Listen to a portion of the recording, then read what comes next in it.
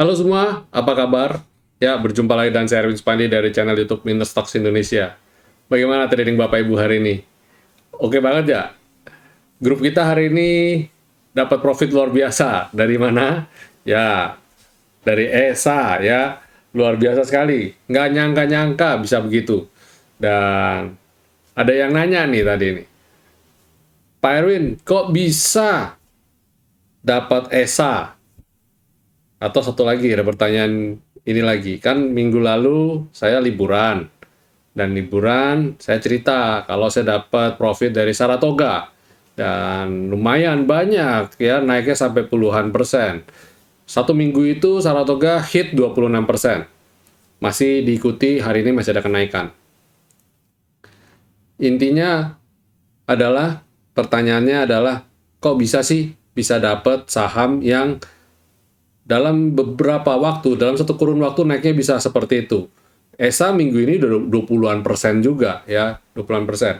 ESA saya kasih rekomendasi tanggal 10 Desember ya, tanggal 10 Desember dan hari ini tanggal 15 Desember, hanya dalam waktu praktis 3 hari karena tanggal 10 itu hari Jumat dan saya buat video itu weekend. Jadi untuk perdagangan tanggal 13 harusnya 13, 14, 15. Dan BAM dapat profit lumayan ya. Jadi dalam 3 hari profitnya 20-an persen ya. Bapak Ibu bisa lihat di channel kita di Winner Stocks ya. Saya ada share profit teman-teman. Dan kok bisa Pak dapat yang kayak begitu? Kok kita yang dapat yang 5%-an aja susah banget gitu. Oke, saya mau share sedikit ya. Mau share sedikit. Tapi mungkin share saya ini sifatnya non-teknis. Kenapa sifatnya non-teknis? Karena tentu saja kalau kita mau dapat yang seperti itu ya ada kriteria-kriteria tertentunya dan bikin videonya juga jadi panjang ya. Sebenarnya sudah sering saya bagikan teknik-tekniknya di materi. Bapak Ibu silakan nonton materi pembelajaran kita. Yang member silakan nonton. Saya simple kok. Cara nyarinya simple banget. Tapi yang saya mau bagikan adalah yang sifatnya non teknis dulu nih. Ini kelihatannya sepele, tapi ini penting banget. Ini penting banget. Dan seringkali menjadi poin pentingnya justru. Jadi yang menentukannya di sini. Ya, sifatnya non teknis. Pertama ya, yang pertama, trading itu kita itu harus loss. Pikiran kita harus loss ya. Harus nggak boleh dalam mindset, dalam pikiran setiap kali trading tuh, ini harus cuan gede nih, harus cuan gede nih. Nggak, kita harus loss. Pikiran harus tenang, trading itu harus tenang. Jadi kalau kita berpikiran kita nggak loss, nggak tenang, kita itu bawaannya jadi istilah Jawanya, bahasa Jawa kemerungsung ya. Jadi gelisah. Jadi kalau kita milih itu jadi kayak FOMO, orang kayak FOMO gitulah. Nggak bisa berpikir dengan jernih. Itu yang membuat kita itu seringkali istilahnya kayak ada bahasa peribahasa kan, kalau kita nggak mungkin bisa lihat dalamnya air ya kalau kondisi air itu keruh kan. Jadi kalau kita bisa santai, relax, kita bisa tahu itu kira-kira di dalam air itu ada apa aja dan harus tenang kondisinya. Jadi kita nggak boleh tuh, namanya kalau menangkap ikan tuh malah nebok-nebokin airnya kan. Jadi semua lumpurnya naik semua. Jadi kita harus tenang, lihat airnya tenang, baru kita bisa lihat ikannya ada di mana, di mana, di mana gitu. Nah jadi kita harus tenang. Kalau mau beli sesuatu tuh mau lihat tuh harus tenang. Jadi lihat chart, pasti lihat chart. Kalau dari sisi non teknisnya kita sudah tenang, kita masuk ke teknis. Teknisnya lihat chartnya. Ketika kita lihat chartnya, kita bisa milah-milah. Oh ini bagus, ini kurang bagus. Yang ini harus sabar dan sebagainya. Ya itu udah teknikal lah. Tapi kalau non teknikalnya itu kita harus tenang. Ketika pikiran kita tenang, kita bisa berpikir dengan jernih. Selain berpikir dengan tenang, berpikir dengan jernih, ada lagi yang non teknisnya, yaitu kita harus malam-malam tuh, saya setiap malam kan bikin video. Ini pengaruh sekali. Saya setiap hari bikin chart, lihat chart, itu pengaruh banget. Jadi ketika saya lihat satu chart, saya punya alam bawah sadar saya tuh, saya kayak ada deja vu-nya. Saya kayak ada bisa bilang, kayaknya ini dulu kayak begini, ini kayaknya kemungkinan bisa begini. Jadi kayak ada bukan vision ya, bukan paranormal, tapi saya bisa melihat arah pergerakan harga seperti ini dari chart ya. Jadi alam bawah sadar itu ketika melihat chart tuh kan kita tahu kalau chart itu adalah seringkali teori Dow Jones juga ya, history tends to repeat ya, sejarah itu cenderung berulang. Nah, jadi ketika kita melihat chart, kita jadi kayak di sini kayak ada gambar, ada visualisasi yang kayak keluar bulat, dia kayaknya bakal ke sini nih. Nah, tapi untuk sampai ke sana, caranya bagaimana? Ya, nggak ada cara lain selain melihat chart. Saya setiap harinya melihat chart itu puluhan, bahkan ratusan. Dan sahamnya itu aja. Jadi, saya ketika melihat ini, saya kayak bisa punya ada deja vu-nya. Kayaknya bakal begini nih, kayak begini nih. Itu satu. Itu yang nomor 2 ya. Jadi, harus latihan. Tetap harus ada yang Bapak Ibu lakukan, harus ada PR yang lakukan, harus ada rutinitas. Nggak mungkin tuh, nggak pernah lihat chart, nggak pernah analisa, langsung pakai pilih kancing, mini-minimal, langsung bam, dapat profit. Nggak mungkin, itu nggak ada cerita. Tetap dari sisi kita adalah harus ada yang tetap kita lakukan. Tapi walaupun sifatnya non teknis ya. Jadi pertama harus tenang, kedua kita harus latihan, harus ada PR yang kita lakukan, amati chart. Jadi kita tahu perilakunya, ya kita tahu perilakunya.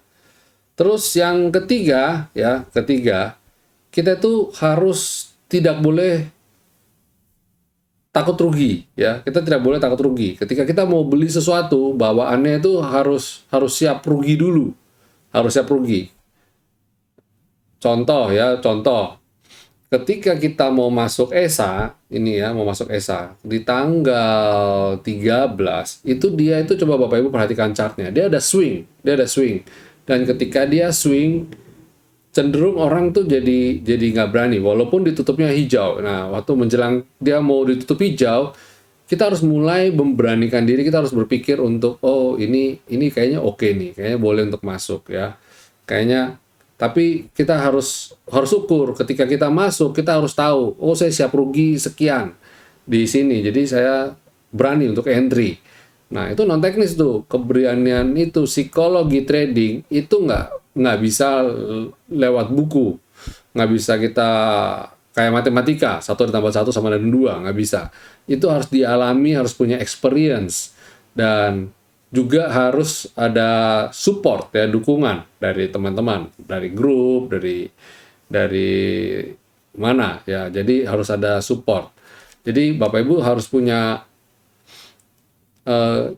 banyak saya jumpai teman-teman kita justru, Pak, boleh masuk apa enggak? Bukan karena dia nggak tahu ini saham bagus atau nggak bagus. Dia sebenarnya sudah tahu, ini boleh beli. Tapi kadang-kadang yang membuat dia itu nggak berani melangkah adalah pengalaman traumatik. Atau keputusan yang dia ambil dulu pernah salah dan sehingga dia susah untuk mengambil keputusan lagi. Nah, itu yang sulit. Itu yang susah ya bagi teman-teman. Jadi kita harus lawan itu dulu. Jadi orang kayak bilang kayak psikologi kalau pengalaman traumatis gitu kan, cara ngobatinnya gimana? Ya harus dilawan. Fobia ya, saya cari tadi ingat-ingat apa ya, fobia. Contoh kalau kita fobia ketinggian, kita harus terapi. Salah satunya mungkin pelan-pelan melawan itu dengan mencoba ketinggian. Walaupun ada kadang-kadang juga ekstrim yang sampai benar-benar nggak bisa. Nah itu mungkin treatmentnya berbeda. Tapi kalau kayak kapok lombok istilahnya ya. Jadi kita kalau makan cabai kan pedas, memang pedas. Tapi kita mau ngulangin lagi gitu loh ya. Kalau tuh kepedesan sih, waduh kok makannya pedes banget ini. Tapi besok-besok kalau ditanya mau makan pedes apa enggak, ya mintanya yang pedes. Ya kayak gitu. Kita kayak takut rugi, tapi kepawanya kepengen trading mulu. Nah, itu kan berarti ada yang salah. Ada yang salah dengan itu gitu kan. Jadi ya itu kita harus punya keberanian, kita harus punya bisa mengukur level kerugian kita di mana. Itu ketiga. Dan keempat, satu yang sering kali selalu saya bilang itu selalu adalah amal ibadah. Ini penting banget, amal ibadah ini penting banget. Kadang-kadang kita suka aneh ya, kok bisa ada orang-orang tertentu yang kalau beli kok hit terus ya. Seringnya dapatnya kok bisa pas banget, kok bisa pas ambilnya itu gitu. Kayak kemarin tanggal 10 saya ada rekomendasikan ada friend, ada Cepin, sorry, tanggal 13 ding, ya. 13, sorry. Esa 9 Desember, sorry, saya rekomendasi tanggal 9 Desember. Ada Tebik, Astra, Link, BABP, ESA, ada Bank Mandiri, ada Unilever, ada Telkom. Nah, ESA tanggal 9 saya rekomendasinya. Nah, jadi dari situ kok bisa pilihnya ESA gitu? Kok bisa? Ya, ya, ya nggak tahu aja, feeling aja begitu lihat ESA kayaknya saya sudah punya. Wah, ini kayaknya momentumnya sekarang nih, kayaknya sekarang nih. Jadi ya ada kayak gitunya, ada ya bukan nebak sih, tapi ya itu, kita punya intuisi. Itu yang saya tadi sebut nomor 2. Jadi ketika saya sering lihat chart, saya sering mengamati pola dan sebagainya. Jadi ketika melihat ini, dari sekian daftar yang saya buat, waktu tanggal 9 saya udah buat ada 8, ada share 8 di market review, silakan Bapak Ibu nonton. Nah, saya itu jadi kayak sesuatu yang, kayaknya oke nih, boleh beli nih. Jadi itu yang saya beli akhirnya gitu. Sama ketika kalau MTEK dan Saratoga itu kemarin itu saya jujur masuk dua-duanya. Ya daripada pusing, ngapain? MTEK Saratoga pilih yang mana? Company-nya mirip-mirip, ya udah masuk dua-duanya aja. Dan ketika salah satunya naik, itu yang saya average up. Itu juga bisa salah satu cara bodoh istilahnya ya. Jadi kalau mamanya ada 2 emiten atau 3 emiten yang serupa, kayak contoh batu bara, antara Adaro, PTBA, ITMG, Harum, pilih yang mana Pak? Ya, kalau saya langsung saya kecilin, saya sering yang pergerakannya paling oke apa yang pergerakannya yang sekali gerak bisa oke. Biasanya kan ada Adaro, ITMG, Harum ya yang naiknya yang rame ditransaksikan. Kalau PTBA, Indi dan Doit cenderung agak slow. Ya udah dari 3 ini saya tinggal milih mau masuk 10% dulu semua atau 20% sembari ngetes lihat momennya di mana. Kalau sekarang sih jelas banget kelihatan kalau Adaro itu stand out ya. Adaro dan Harum itu posisi berbeda dibanding yang lain. Kayak yang lain tuh kayak PTBA, ITMG cenderung kayak nggak jalan istilahnya quote unquote gitu. Jadi gampang milihnya. Tapi kalau sama-sama jalan, pilih yang mana? Kayak contoh kalau konstruksi ya Wika, Waskita, PTPP Adi, pilih yang mana? Nah, kalau saya gampang, lihat aja yang jalan yang mana. Kalau yang jalan salah satu yang ini ya ikut aja. Nah, tapi kalau saya biasanya ada pertimbangan lagi kalau konstruksi. Saya hitung bobotnya di market. Nomor 1 bobot yang paling besar, yang paling susah dinaikin tuh Waskita. Ya, itu paling susah dinaikin. Terus kedua PTPP. Ketiga Wika, paling bontot Adi. Adi paling gampang. Karena ya itu, makanya kita bilang. Tapi jadi gini, ada plus minus ya. Kalau bobotnya berat, cenderung agak susah dikendalikan, dinaikin, tapi susah juga diturunin. Beda sama yang Adi. Adi gampang naik ya juga gampang diturunin. Jadi masing-masing punya plus minus ya. Nah, tinggal kita straknya di mana. Kalau saya selalu ambil di naik tengah-tengahnya, saya ambil di antara Wika atau PTPP. Itu aja. Jadi tergantung dari Bapak Ibu ya, straknya di mana. Itu juga pengaruh sih. Ya, oke, itu insight dari saya hari ini. Jadi nggak ada rahasia apa-apa sih. Kalau dipikir kenapa ESA, kenapa Adaro, hari ini kita Adaro ya. Adaro juga dapat ya. Kalau Adaro tadi pagi saya sudah kode dulu ya. Breakout, jebret. Adaro breakout, nah pada beli. Ya, tadi Adaro di breakout di 1970 kalau nggak salah saya kodenya. Belum breakout malah, masih kode. Saya bilang ini siap-siap breakout. Adaro breakout 1980, mantap, dan bam, dia langsung breakout ya. Ya itu. Kalau kemarin tebik sempat ya. Jadi ya itu. Jadi beberapa kita lihat momentumnya juga pas lagi jalan ya jalan gitu. Kalau ESA tadi sebenarnya kelihatan sih tadi pagi. Wah, ini kayak bagus nih, kenceng nih momennya bagus. Jadi itu kelihatan sih. Cuma tadi saya nggak berani call sampai terlalu ekstrim karena apa? Karena jarak antara candle dan selendang sudah cukup jauh. Jadi itu agak riskan sih, bikin deg-degan aja. Oke, itu share saya. Semoga ya sedikit banyak bisa memberikan insight. Kalau yang sifatnya lebih ke technical nanti akan saya bagikan di video-video berikutnya ya. Oke, sekarang kita masuk ke market review. Kondisi bagaimana kondisi market kita hari ini. Ya, kalau Bapak Ibu lihat candlenya hari ini, ya kelihatan banget sesuai sama kita prediksi kemarin ya. Cenderung masih akan sideways bergerak di level antara 6.609 apa 30-an sampai ke 6.600 atau 6.585. Jadi itu range-nya masih sideways. Jadi jangan kaget. Kalau lihat weekly-nya lebih kelihatan lagi sih sebenarnya. Kalau lihat candle weekly-nya tuh kelihatan banget dia masih merah ya. Kita kan juga udah predik bahwa minggu ini potensi masih akan merah.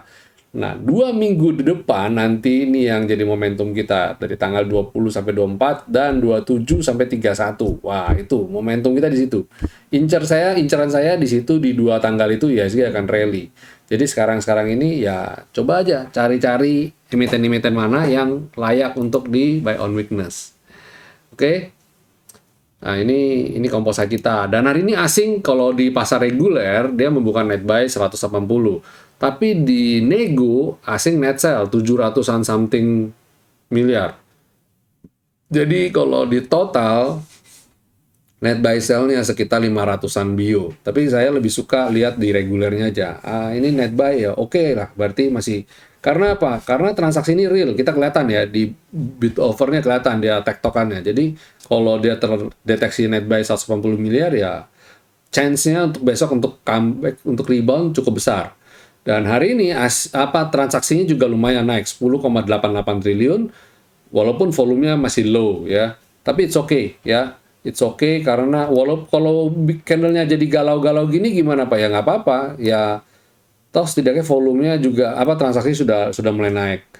Kalau sideways begini mungkin saya curiga banyak para pelaku pasar yang saat ini nahan barang, tidak berani jualan dulu, tidak terlalu agresif untuk melakukan aktivitas jual beli karena menjelang akhir tahun. Ya, mereka spekulasi juga ini kalau naik sayang kalau dijual sekarang, kemungkinan besar bisa naik. Window dressing atau Santa Claus rally kemungkinan besar bakal kejadian nih. Terus bagaimana dengan sektornya? Coba kita cek sektornya ya.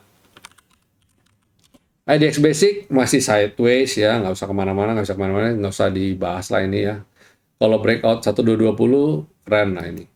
Terus consumer cyclicals tertahan ya. Harapan saya dia level ini jadi level support. Moga-moga bisa lanjut lagi naik. Terus sektor energi, wow ini oke lah ini masih dalam tren naik dan masih di atas selendang ya. Tadi sempat candlenya bagus bodinya, cuma menjelang penutupan kayak sentimen aksi jual ada nih. Terus kemudian sektor finance sempat bagus tuh tadi itu, sempat biru volumenya candlenya ya. Cuma sayangnya dia nggak sempat naik lagi, dia malah cenderung agak melorot. Besok mestinya masih oke kalau lihat model-model begini ya. Healthcare hampir uji support, hampir jebol selendang tapi tertahan dan rebound. Nah, kan tertahan di 1430, cakep ini. Industri sempat mau naik tapi dia agak ini turun. Tapi ini kan besok hari Kamis, besoknya lagi Jumat. Saya rasa momentum dua ini yang kita lihat pergerakannya 2 hari ke depan ini. Apakah berakhir hijau apa enggak? Feeling saya bakal hijau nih. Bagus nih. Ya, infrastruktur jebol support. Kalau saya sih bilang goodbye dulu, ya goodbye dulu. Terus habis itu consumer non cyclicals juga sama ya. Ini masih di area selendang, bawah bottom selendang. Jadi belum terlalu oke, belum valid untuk di entry untuk masuk. Terus properti juga masih nguji support ya. Kelihatannya yang kayak nggak terlalu efek nih kayaknya nih untuk di window dressing nih kayaknya nih. Orang jauh-jauh nih kayaknya yang pengaruh nanti di finance, basic, consumer cyclicals nih kayaknya nih yang jadi kuda hitamnya nih. Sektor tekno malah bikin lower low ya, jebol di bawah selendang. Dia belum mampu naik di atas skyline, dia bikin lower low. Terus kemudian ada transportasi. Transportasi juga kalau saya lihat ini udah overheat. Hati-hati, jarak selendang sama candle terlalu jauh. Waspadai aksi koreksi ya. Ya, itu secara sektoral. Kemudian untuk rekomendasi besok apa aja yang bisa kita rekomendasikan buat Bapak Ibu tradingnya. Pertama yang bisa saya rekomendasi adalah Adaro. Ya, Adaro breakout nih. Dia breakout. Harusnya ini trennya lanjut besok ya karena dia breakout dengan volume gede. Ya, transaksi very high. Hari ini transaksinya 1 triliun. Wow. 1000 M ya. Keren banget nih Adaro hari ini. Dan besok lanjut lah. Terus habis Adaro ada Astra International. Astra International rebound dari bawah ya, dari dia rebound, sempat turun, tapi kena support kuatnya dia sekarang sudah mulai di atas selendang, di atas skyline. Ini kemungkinan besar besok bisa lanjut lagi ya, kalau saya lihat di sini.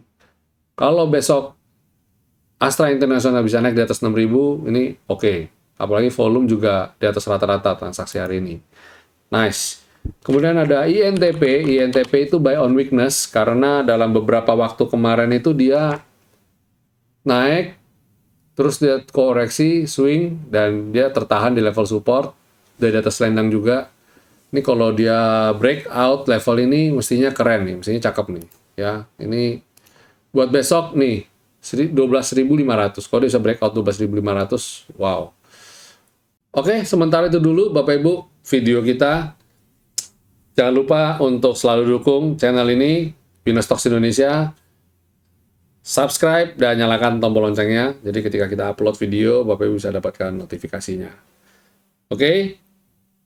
Like dan share jika Bapak Ibu mendapatkan manfaat dari video-video kami.